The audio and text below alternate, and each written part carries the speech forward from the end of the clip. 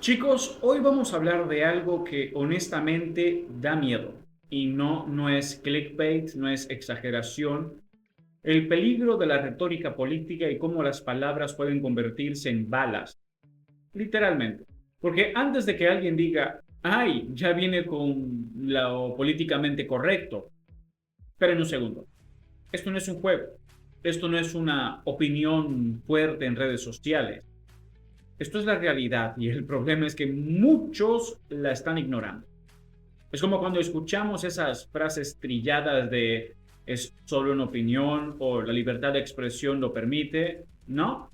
Bueno, claro, la libertad de expresión es fundamental, es uno de los pilares de la democracia, pero ¿hasta qué punto esa libertad puede servir de excusa para diseminar odio?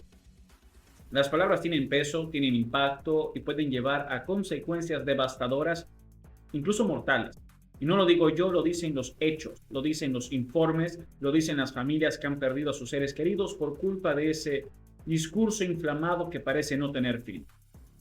Imaginemos por un momento que estamos en una sala de cine, alguien grita ¡fuego! Sin que haya tal. ¿Qué sucede? Pánico, caos, heridos o peor. ¿Y por qué? Porque las palabras generan reacciones. En política pasa lo mismo. Cuando una figura pública o un líder alimenta día tras día una narrativa de odio, de desconfianza, de confrontación, las masas responden y las consecuencias no tardan en llegar. Entonces, dejemos de disfrazar la realidad y llamémoslo por su nombre. El discurso de odio no es simplemente una opinión, es el detonante de la violencia. Esto no es una teoría conspirativa, no es paranoia, es una realidad que ya hemos visto demasiadas veces. ¿Se acuerdan del caso de la jueza Esther Salas? Su hijo fue asesinado en su propia casa por un fanático con ideas extremas. Un tipo que fue alimentado día tras día por discursos de odio que fueron creciendo hasta convertirse en violencia real. Y esto no es un caso aislado. Podemos hablar de la masacre en la sinagoga de Pittsburgh, del ataque en Buffalo, del Paso. ¿Ven el patrón? No son actos espontáneos, son la culminación de meses, incluso años de retórica tóxica y peligrosa. Piensen en esto. ¿Cuántas veces al día escuchamos discursos que demonizan a ciertos grupos? Que si los inmigrantes nos están invadiendo, que si los judíos controlan el mundo, que si los musulmanes son terroristas. Estos son mensajes que se repiten, que se amplifican en los ecos de las redes sociales y que encuentran tierra fértil en mentes predispuestas a la violencia. ¿Por qué la violencia no empieza con un disparo?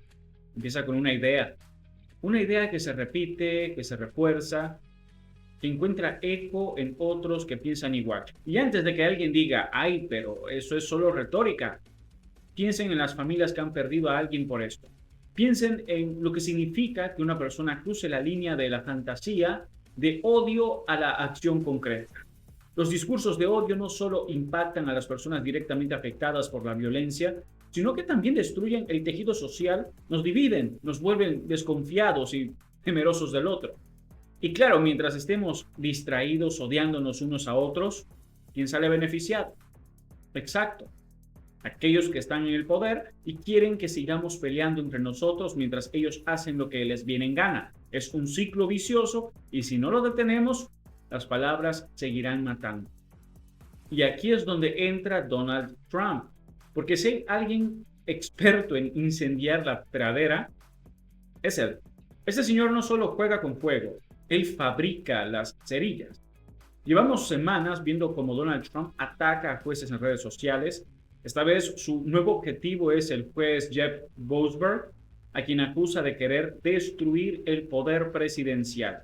Y ojo que esto no es nuevo, ya lo ha hecho antes con la jueza Tanya Chutkan, con el juez Merchan. ¿Les suenan los nombres? Pues claro, todos han estado involucrados en casos que a Donald Trump no le gusta. El patrón es fácil de ver. Cada vez que un juez le dice, señor Trump, la ley también se aplica a usted, Donald Trump responde con una campaña de difamación. Y esto no es inocente. ¿Recuerdan al juez Merchant? Donald Trump lanzó ataques contra él y poco después él y su familia empezaron a recibir amenazas de muerte. ¿Coincidencia? Spoilers, no. Lo preocupante aquí es la facilidad con la que Donald Trump moviliza a sus seguidores más radicales. aquellos que están dispuestos a actuar en su nombre sin cuestionar las consecuencias. Cuando un líder político señala a un juez, a un periodista o a cualquier otro que le haga frente, no lo hace solo por diversión, lo hace con una intención clara: desacreditar a esa persona y convertirla en un objetivo. Porque en su mundo, cualquier persona que lo contradiga es automáticamente un enemigo. Y lo peor es que esa mentalidad está siendo adoptada por millones de personas en todo el país. ¿Qué pasará cuando el próximo juez se enfrente a un caso que afecta a Donald Trump? ¿Tendrá miedo de hacer su trabajo por temor a represalias? Es una pregunta legítima. El sistema judicial es una de las pocas instituciones que aún tiene la capacidad de frenar los excesos del poder presidencial. Y si seguimos permitiendo que figuras como Donald Trump socaven esa independencia, nos dirigimos hacia un futuro muy peligroso. Aquí es donde hacemos una pequeña pausa educativa. Tranquilos, prometo que será rápida. En una democracia, el poder judicial está para equilibrar el poder del gobierno, no para ser un club de fans del presidente en turno. Es decir, un juez no está ahí para hacerle favores a nadie, sino que está para hacer cumplir la ley. Punto. Y aquí está el chiste del día. Boasberg, a quien Donald Trump llama radical de izquierda, fue nombrado por, redoble de tambores, George W. Bush, un republicano.